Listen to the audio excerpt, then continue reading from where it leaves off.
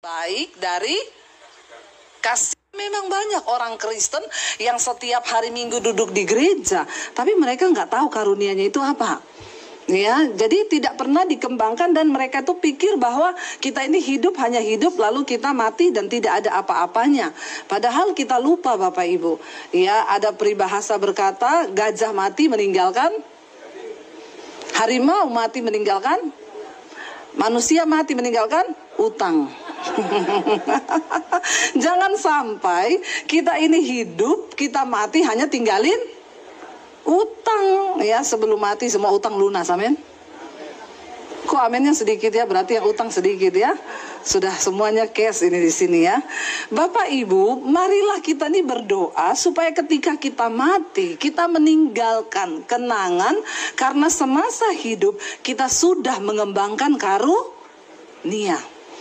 Setiap orang yang terlahir di dunia ini itu pasti punya karunia. Tidak ada yang terlahir dengan tidak punya. Makanya harusnya setiap orang tidak bisa berkata gini, saya kan nggak bisa apa-apa Bu. Ya saya ini nggak punya karunia apa-apa. Karunia saya cuma makan tok. Itu bukan karunia ya. Itu makan tuh memang sudah dari sananya. Jadi kita akan belajar apa kata firman Tuhan. Yuk mari kita buka bersama langsung saja 1 Petrus pasal yang keempat ayat yang ke-10 dan ayat yang ke-11 kita baca. 1 Petrus 4 ayat 10 dan ayat yang ke-11. Firman Tuhan berkata begini, 1, 2, 3. Layanilah seorang akan yang lain sesuai dengan karunia yang telah diperoleh tiap-tiap orang sebagai pengurus yang baik dari kasih karunia.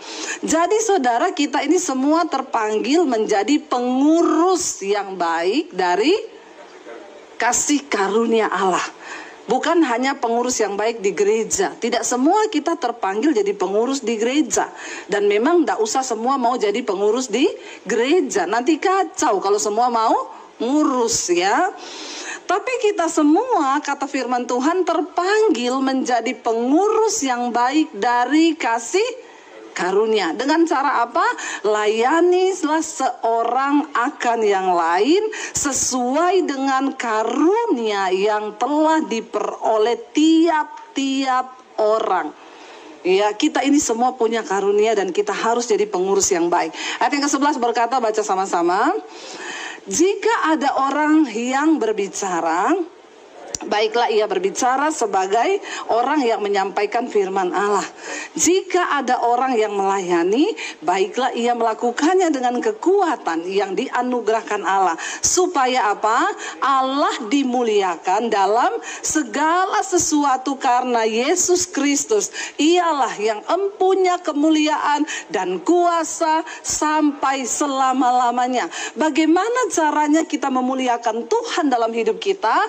Kalau kita mengaktifkan semua karunia yang ada dalam diri kita. Kita bukan hanya dipanggil untuk hidup, kerja, mati. Ada yang harus kita lakukan dengan karunia. Tadi dikatakan kalau ada orang yang diberi karunia untuk berbicara, baiklah ia berbicara sebagai orang yang menyampaikan firman Allah. Bapak Ibu, untuk berbicara itu juga perlu karunia. Semua orang bisa ngomong. Tapi karunia itu berbicara tidak semua orang punya. Makanya ada yang namanya sekolah ya public speaking.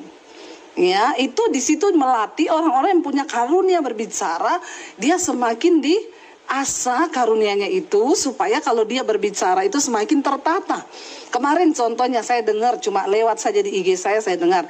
Ada yang ngajar gini, kalau engkau pingin jadi pembicara, seorang public speaking yang baik, engkau berbicara itu harus dengan senyum. Karena suaranya itu akan terdengar beda. Jadi saudara bayangkan kalau saya khotbah, saudara-saudara, kita ini semuanya ya harus bertobat. Saya pikir-pikir, oh makanya ya ada orang-orang itu dia ngomong senyum terus. Ternyata katanya beda, suara waktu senyum sama suara ngomong begini itu beda. Ya, tapi ini nggak bisa dipraktekkan dalam khotbah. Kalau saya suruh saudara bertobat, maka saya bilang, saudara-saudara, engkau harus bertobat, saudara. Nah, ini nggak ada yang bertobat. Itu mungkin di dunia sekuler. Kalau dia jadi MC, ya, jadi dia bilang selamat malam, saudara-saudara. Ya, yang datang silakan duduk. Nah, itu bisa. Tapi kalau di khotbah tuh nggak bisa. Jadi, tapi orang harus punya dulu dasar karunianya. Karena kalau nggak bisa. Contoh. Kalau saudara bukan karunianya menjadi orang yang berbicara atau menjadi pengkhotbah, jangan saudara memaksakan diri, ya. Karena kenapa? Saya itu pernah teman saya ngomong, Bu, saya kalau persiapan khotbah 3 bulan loh. Satu khotbah? Jadi kalau seperti hari ini saya 5 kali khotbah. Kalau satu khotbah persiapannya 3 bulan, 5 kali 3, berapa lama itu saudara? 1 tahun saya buat persiapan saja.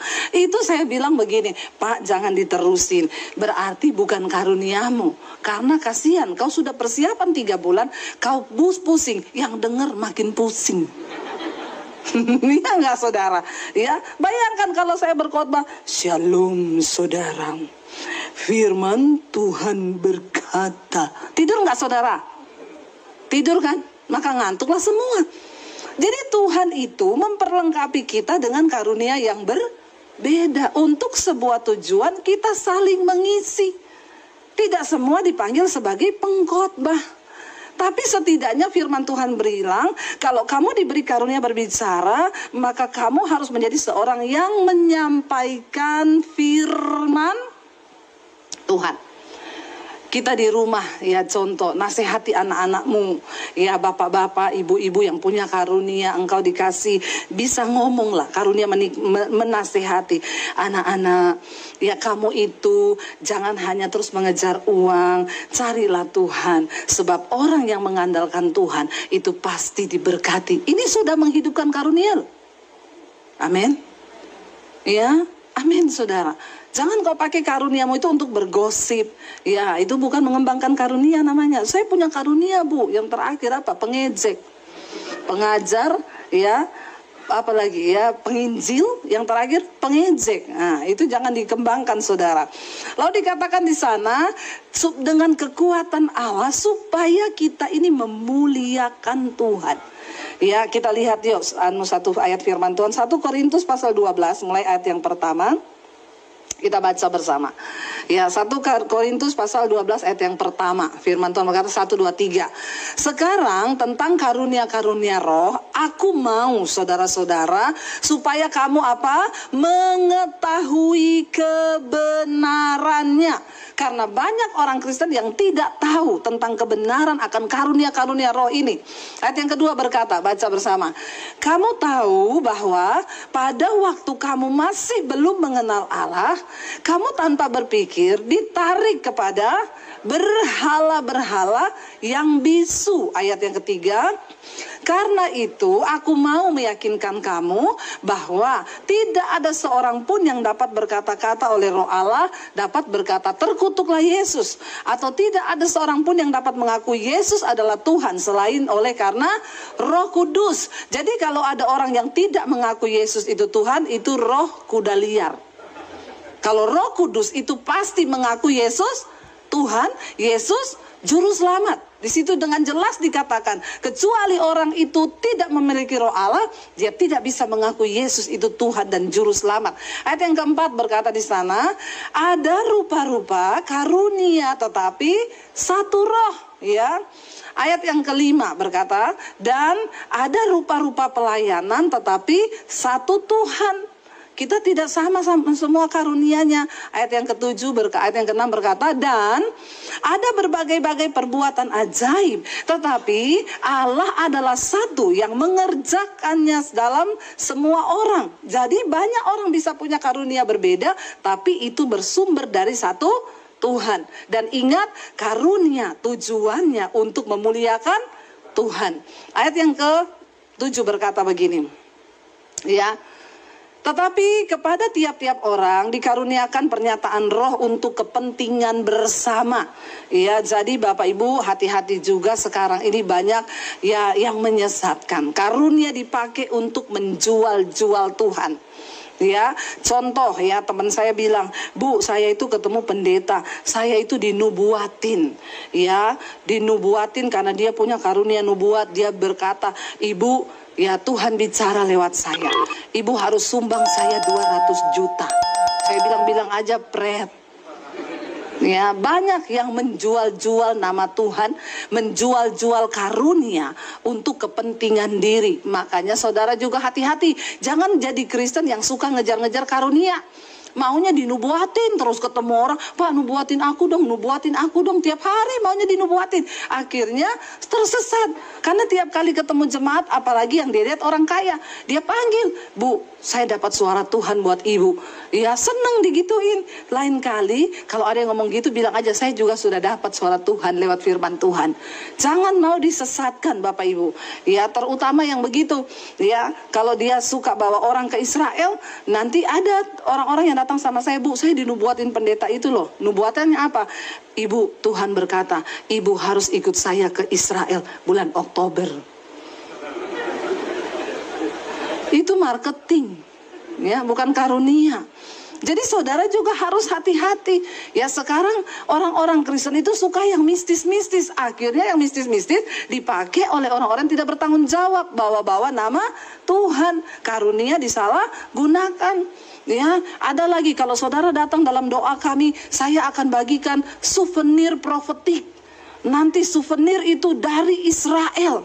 Ya, kalau kayak gitu saya juga besok mau bawa dari Israel salib-salib. Ya, buah-buah zaitun. Tinggal gampang bodoh-bodohin orang Kristen ini. Ini salib dari Israel. Kalau kau pakai, kau merinding-merinding. Ini dijual $100. Maka kayalah saya. Makanya orang Kristen, engkau harus punya pemahaman yang benar. Ya, saya tuh pergi ke Israel, diajak sama tour guide-nya, Bu, saya ajak ibu ke toko perhiasan yang tidak biasa. Kalau saudara ke sana kan pasti ya ke Maher lah, kemana itu udah biasa. Ini toko yang tidak biasa. Saya diajak masuk gang, akhirnya naik, tempatnya eksklusif banget. Bu, ini perhiasan kami, ini baru, belum ada di toko mana-mana. Batu saudara, batu-batu itu yang kayak dulu batu-batu aki kita. Tapi batunya itu masih utuh, belum diolah, cuma dimengkilatin, terus ditempelin satu berlian kecil di situ. Ya, ini harganya berapa? Yang ini dia jualnya itu mulai dari 100 juta, 150 juta, 300 juta. Terus saya bilang, kenapa bisa mahal banget ya? Ini kan cuma batu biasa ya. Di Indonesia juga banyak. Ini beda, Bu. Batu ini waktu bait Allah dulu dirobohkan, diangkut pakai truk, terus dibawa. Jadi kami olah menjadi perhiasan. Kami pasang berlian, Bu. Kalau ibu beli ini, siapa tahu ini yang dari ruang Maha Kudus yang ibu dapat. Terus saya bilang, terus aku harus bilang wow gitu. Terus saya mau tanya, Pak, kalau saya pakai batu yang dari ruang Maha Kudus, terus saya kenapa? Jadi sakti gitu? Terus saya bisa merasakan hadirat Tuhan gitu? Bapak Ibu hati-hati. Ya, hal-hal yang begini tuh banyak dipakai orang untuk cari keuntungan. Tapi orang Kristen yang tidak mengerti kebenaran mau dibodoh-bodohin. Dia pikir dengan barang-barang begitu yang dia bawa, dia ambil, terus hadirat Tuhan nempel ke kamu. Ya, Yesus berkata kepada seorang wanita Samaria, nenek moyangmu menjembah Allah di gunung, mereka mencari Tuhan di gunung. Kami mencari Tuhan di Yerusalem.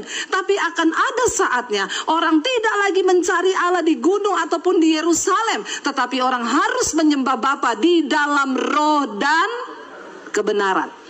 Amin. Ya, saya ke Israel ditanya, Bu, saya mau tanya sama peserta, ibu bolak-balik kan ke Israel, tempat mana yang kalau ibu berdoa itu paling terasa hadirat Tuhannya kenceng? Saya bilang, yang saya merinding maksudnya. Padahal ke kuburan juga merinding gak? Lihat setan merinding gak, saudara? Ya, saya bilang, kamu mau tahu tempat yang paling hadirat Tuhannya kenceng kalau saya berdoa? Di kamar. Loh, bukan di tembok ratapan? Bukan.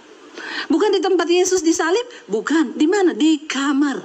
Waktu hatimu terbuka, engkau mengundang Roh Kudus turun. Di situ Tuhan hadir. Makanya Yesus berkata, kalau engkau mau berdoa, masuk ke kamarmu, tutup pintu. Maka Bapamu di tempat yang tersembunyi akan menjawab doamu di tempat yang tersembunyi. Amin. Jadi jangan mau dengan karunia orang bodoh-bodohin saudara.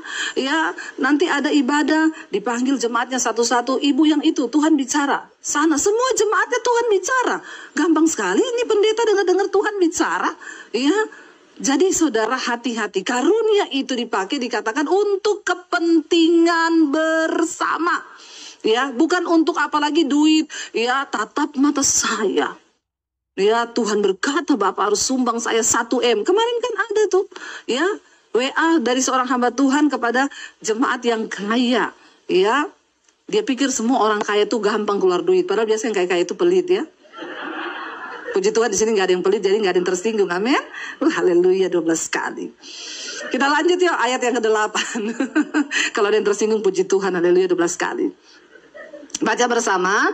Sebab kepada yang seorang roh memberikan karunia untuk apa?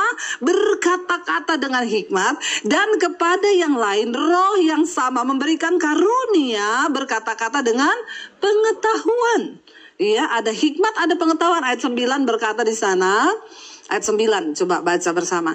Kepada yang seorang roh yang sama memberikan iman. Dan kepada yang lain ia memberikan karunia untuk menyembuhkan. Tidak semua orang bisa menyembuhkan. Ya, tidak semua orang punya karunia membangkitkan orang mati. Ayat yang ke-10 berkata di sana. Kepada yang seorang roh memberikan kuasa untuk mengadakan mujizat. Dan kepada yang lain ia memberikan karunia untuk bernubuat. Dan kepada yang lain lagi ia memberikan karunia untuk membedakan bermacam-macam roh. Kepada yang seorang ia memberikan karunia untuk berkata-kata dengan bahasa roh. Dan kepada yang lain ia memberikan karunia untuk menafsirkan bahasa roh itu. Ya, tapi ingat tujuannya untuk kemuliaan nama Tuhan, bukan untuk kepentingan diri. Saya pengen kita baca Roma pasal 12 ayat yang pertama. Saudara, semua karunia itu bisa berkembang, bisa diaktifkan ketika yang pertama Rasul Paulus bilang ini firman Tuhan. Ketika engkau bertobat, itu dulu. Karena banyak orang pakai karunia tapi hidupnya tidak bertobat. Ya, dikatakan Roma 12 ayat yang pertama, baca sama-sama. Saudara, karena itu saudara-saudara, demi kemurahan Allah, aku menasehatkan kamu supaya kamu mempersembahkan tubuhmu sebagai persembahan yang hidup, yang kudus dan yang berkenan kepada Allah. Itu adalah ibadahmu yang sejati. Jadi ibadah yang sejati itu apa, saudara? Mempersembahkan tubuh ini sebagai persembahan hidup kudus. Artinya kita harus bertobat. Ayat yang kedua berkata di sana, ya, janganlah kamu, ayat yang kedua, janganlah kamu menjadi serupa dengan dunia ini, tetapi berubahlah oleh pembaharuan budimu, sehingga kamu dapat membedakan mana kehendak Allah, apa yang baik, yang berkenan kepada Allah, dan yang sempurna. Setelah engkau menyerahkan hidupmu kepada Tuhan, baru saudara engkau tidak boleh menjadi serupa dengan dunia ini. Supaya apa? Kamu bisa bedakan mana kehendak Tuhan, mana bukan. Ayat yang ketiga berkata di sana, berdasarkan apa? Kasih karunia yang dianugerahkan kepadaku. Aku berkata kepada setiap orang di antara kamu, janganlah kamu memikirkan hal-hal yang lebih tinggi daripada apa yang patut kamu pikirkan. Tetapi hendaklah kamu berpikir begitu rupa sehingga kamu menguasai diri menurut ukuran iman yang dikaruniakan Allah kepada kamu masing-masing. Kenapa Rasul Paulus mendahului dengan ayat ini sebelum dia masuk kepada karunia? Banyak orang berpikir ingin menjadi orang lain lebih daripada apa yang patut dipikirkan. Saya ketemu dengan seorang hamba Tuhan, dia bilang begini, tujuan saya dalam pelayanan adalah apa, Bu? Satu saat aku pasti bisa membangkitkan orang mati. Saya bilang luar biasa ya. Terus kalau kamu sudah membangkitkan orang mati, gunanya buat kamu apa? Ya enggak. Ya keren aja gitu, saya bisa bangkitkan orang mati. Ya, ini saudara bukan meminta karunia, bukan mengembangkan karunia, tetapi dia mulai memikirkan hal-hal yang lebih tinggi daripada apa yang patut dipikirkan. Orang kalau kayak begitu nanti lama-lama jadi gila. Gila, saya bilang sama dia, kalau saya nggak muluk-muluk, saya nggak pernah mimpi membangkitkan orang mati. Saya bersyukur kalau saya bisa bangkitkan orang yang mati rohani ini loh. Supaya terjadi pertobatan, hidup rohaninya dibangunkan. Ngapain lo sibuk membangkitkan orang yang mati secara fisik kalau rohaninya tetap mati? Ya, jadi nggak usah berpikir yang terlalu muluk-muluk. Ya, akhirnya tiap ada orang mati didoakan supaya bangkit. Ya, jangan dikubur dulu. Mamanya mati, jangan dikubur dulu. Saya akan datang, saya akan bangkitkan. Ya, dia sudah jengkelin, guling-guling, tumpang ketindih di bawah, tengking, tidak bangkit mamanya. Ya, terus ngapa? Akhirnya dikubur kan? Kalau enggak, itu yang Rasul Paulus bilang, tidak usah terlalu muluk-muluk. Berpikir sesuatu yang hal-hal lebih tinggi daripada apa yang patut kamu pikirkan. Sehingga kamu menguasai diri menurut ukuran iman yang dikaruniakan Allah kepada kamu masing-masing. Saudara, iman itu juga adalah karunia dari Tuhan. Makanya semakin engkau dekat dengan Tuhan, ya Tuhan semakin tambahkan. Kan ada orang yang dikasih 1 talenta, 5 talenta, 10 talenta. Kalau yang 5 talenta ini dikerjakan jadi 10 dikerjakan jadi 20. Bisa nggak bertambah? Bisa. Ya, tapi orang yang punya 1 nggak dipakai. Alkitab bilang, semua yang ada padamu diambil. Ya, saya ini termasuk orang yang ya punya banyak karunia. Ya, saudara mau ngomong iya atau tidak terserah. Tapi saya merasa itu. Tapi waktu saya belum bertobat dulu, saya tidak menyadari itu. Mungkin ada, tapi saya pakai untuk hal-hal yang bukan memuliakan Tuhan. Ya, saya nyanyi di kafe, saya nyanyi di mana. Ya, saya lupa. Setelah saya bertobat, saya mempersembahkan hidup saya yang kudus kepada Tuhan. Ya, Tuhan mulai lipat gandakan, saudara. Ya, saya ternyata punya suara ya yang gak bagus-bagus banget sih. Ya, tapi ya lumayan lah ya. Lumayan ya Pak ya. Walaupun yang lain mukanya agak-agak gimana gitu Pak. Kayaknya tidak mendukung ya. Tapi ya nggak fals lah ya. Yang kedua saudara, saya ternyata bisa nyanyi. Saya bisa ciptain lagu loh. Suami saya itu pemain piano. Ya. Tapi dia nggak bisa bikin lagu. Kadang udah ning ning ting ting ting ting tung tung tang ting tang tung nggak jadi. Ya, saya bikin lagu sekali nyanyi aja. Ya, saya cuma nyanyi ya, mujizatmu masih terjadi tiap hari, selalu terjadi. Mujizatmu masih terjadi setiap hari, selalu terjadi. Suami saya bilang, hebat loh kamu bikin lagu ndak pakai gitar, ndak pakai gini, toto jadi lagu. Ya udah, urusanmu musiknya bikin. Ya, 2 karunia. Ya, karunia melayani. Saya tuh suka melayani. Kalau ada keluarga datang dari Solo, kakak ipar, ya 2 hari datang, 2 hari saya di dapur masak. Suami saya marah-marah. Say, kamu tuh loh, masa tuh saya bilang, saya suka cita, aku senang melakukan itu.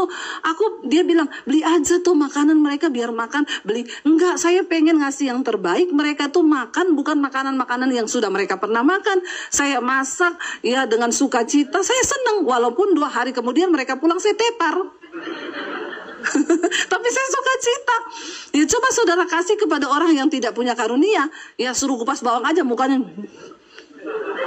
Ya karena memang beda, nggak bisa. Ya saya seneng saya masak 2 hari di dapur itu saya suka. Ya dan itu karunia. Saya menyentuh hati saudara. Banyak-banyaklah berbagi dengan orang-orang di sekelilingmu. Tidak ada salahnya saudara ke toilet. Maaf engkau ke toilet, saya lakukan nih sampai hari ini.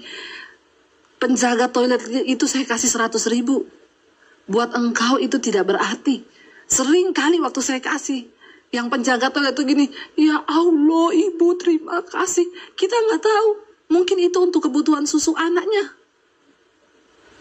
Hello, yang bagi kita itu 100.000 mungkin tidak seberapa. Jadi sekarang saya itu kalau lihat pelayan, saya itu bilang sama suami saya, anggapan itu anak kita loh.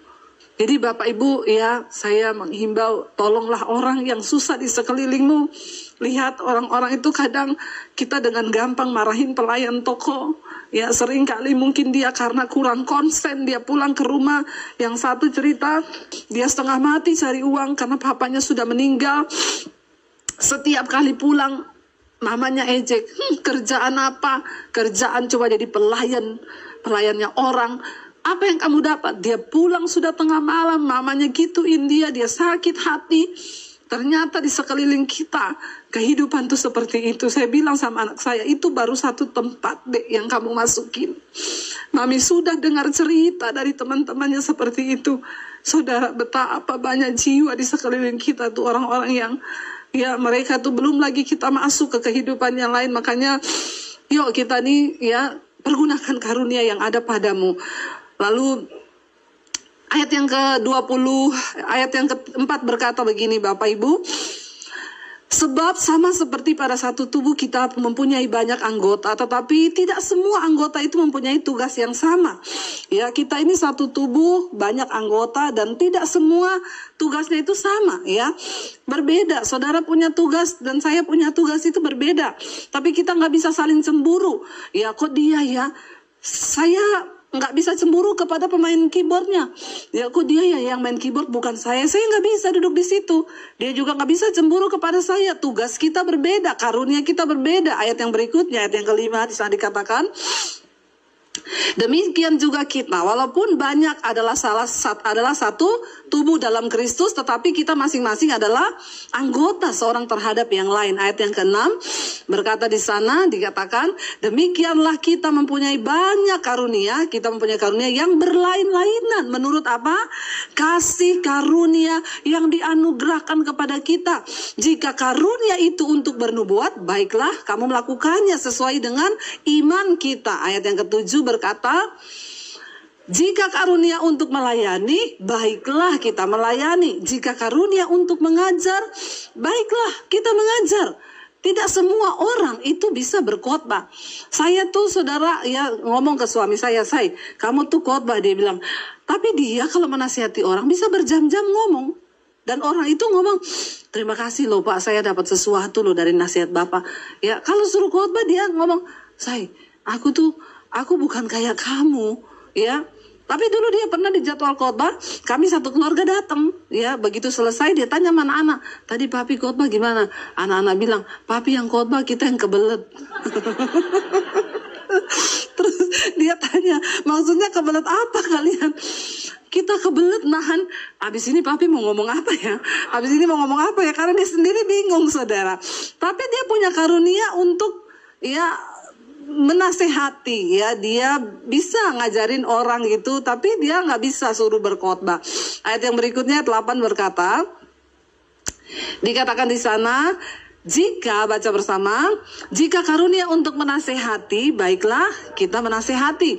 Siapa yang membagi-bagikan sesuatu, hendaklah ia melakukannya dengan hati yang ikhlas. Siapa yang memberi pimpinan, hendaklah ia melakukannya dengan rajin. Siapa yang menunjukkan kemurahan, hendaklah ia melakukannya dengan sukacita. Sebab ayat yang ke-9 berkata di sana, hendaklah kasih itu jangan pura-pura, jauhilah yang jahat dan lakukanlah yang baik. Saudara, kalau saudara mau mengembangkan karuniamu, Tuhan bisa menambah-nambahkan karunia itu. Ya, saya melihat, saya ini nggak bisa melukis. Saya ya tiba-tiba di masa pandemi saya bisa melukis. Tuhan menolong kami lewat saya melukis 50 lukisan lebih yang keluar. Ya, 25 juta, 30 juta, 75 juta dibeli orang. 50 juta itu karunia saya dapat waktu pas pandemi. Dan siapa yang beri itu saudara? Roh Kudus Tuhan. Kenapa Tuhan memberikan itu? Mungkin karena dia lihat saya mau mengembangkan apa yang saya punya. Dan kita mau melakukannya dengan sukacita. Dan ketika saya pas pandemi itu semua orang bingung loh. Saya tuh melukis 1 jam. Ya, jadi lukisan yang 1 kali 1 meter 20 kali 80 1 jam. Sampai pelukis aja bingung. Ibu melukis 1 jam? Iya. Kok bisa? Itu Tuhan loh. Iya, itu Tuhan. Iya, dan sampai akhir pandemi ya, saya akhirnya orang tanya, loh ibu, saya nggak percaya dengan lihat lukisan ibu ini. Kalau ibu itu nggak pernah melukis waktu kecil, ibu pasti pernah sekolah. No, saya sampai SMA bisanya gambar gunung, jalan di tengah, sawah di pinggir, matahari di tengah. Itu semua saudara belajar toh? Saya yakin semua lukisan saudara pun begitu kan? Itu saya nggak pernah belajar apa-apa. Tapi saya tahu Tuhan itu memberikan karunia. Dan karunia itu ternyata yang saya bisa hidup dari situ. Di masa pandemi Tuhan pelihara kami tidak kelaparan. Ya, bagaimana Tuhan menyatakan, saudara, karena itu jangan malas kembangkan karuniamu. Mulai dari rumah apa ya, kalau bapak-bapak suka melayani, enggak apa-apa, bantu-bantu istri di rumah. Yang kau punya karunia suka bersih-bersih, ya bersih-bersih ya, tapi kerjakan karunia itu, jangan dikubur. Karena Alkitab bilang nanti semua akan diambil daripadamu. Ingat Bapak Ibu, satu saat kita akan mati. Waktu kita mati, apa yang akan orang kenang atas hidup kita? Apa? Ketika engkau mengembangkan karuniamu, orang akan ingat itu.